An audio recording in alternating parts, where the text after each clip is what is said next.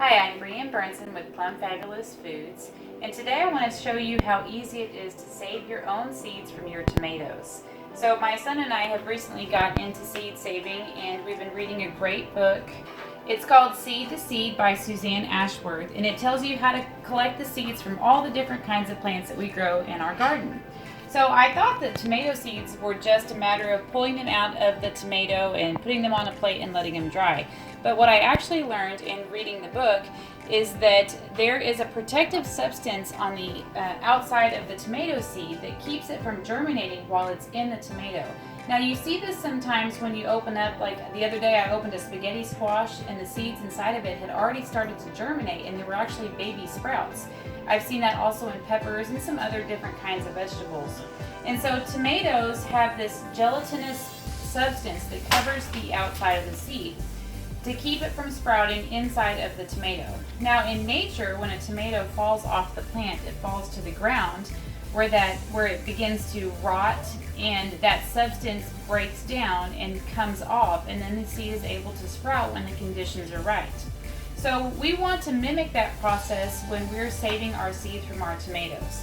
Now these tomatoes are very ugly, and you would think, well, we just need to throw these in the compost pile, but they're actually great for saving seeds. This kind of tomato is called a vintage wine tomato. Now, according to the U.S. Department of Agriculture, there's between 10,000 and 25,000 different kinds of tomatoes.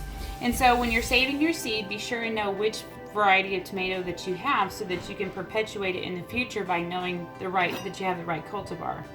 So all I'm going to do here is cut these tomatoes open, and I'm going to squeeze the seeds into this clean bowl here. And it's okay if other stuff gets in there. We do that with all of them here. We're going to set this bowl in the windowsill for about 3 days, and we're going to hope that the whole surface of the seeds in here gets covered with mold. That's actually what we're hoping for. And after those 3 days, we're going to scrape that mold off and run the seeds through a strainer, and you'll see that they come out ready to get dried onto a plate, and then that's what you normally are used to seeing when you buy seeds from the store, where you just have the seed. So you can see, if you're not familiar with the seeds, you can see how they have this gelatinous substance that's surrounding them. And so that's what we're trying to break down by recreating what happens in nature and allowing these things to mold over and break down. So there you go. That's what it looks like, and all we are going to do now is put a lid on it and set it in the sun and hope it molds. Okay, so now that our seeds have been sitting for 3 days, I want to show you what they're going to look like. So you can see that a good layer of mold has developed over the top of those seeds, and that's actually exactly what we want.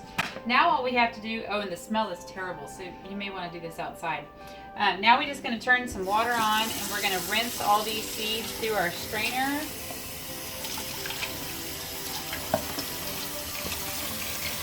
And you'll see how the gelatinous part has come off. We've got some big chunks in here.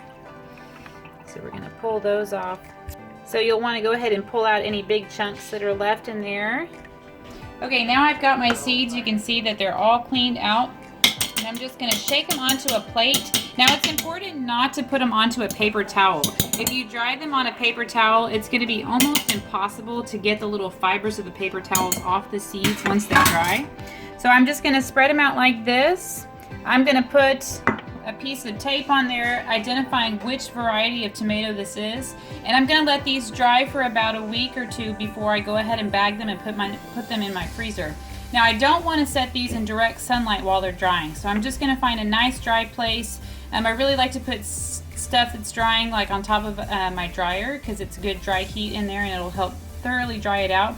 If the seeds are not dry enough before you put them in the freezer or the refrigerator, you do stand a chance of the seeds molding, and then your germination rate goes way down. So this is how easy it is to save tomato seeds, doing it the right way. And if you have any questions, you can go ahead and post them below. You can check out our website, www.plumfabulousfoods.com. And if you like this video, be sure and give us a thumbs up. Thanks.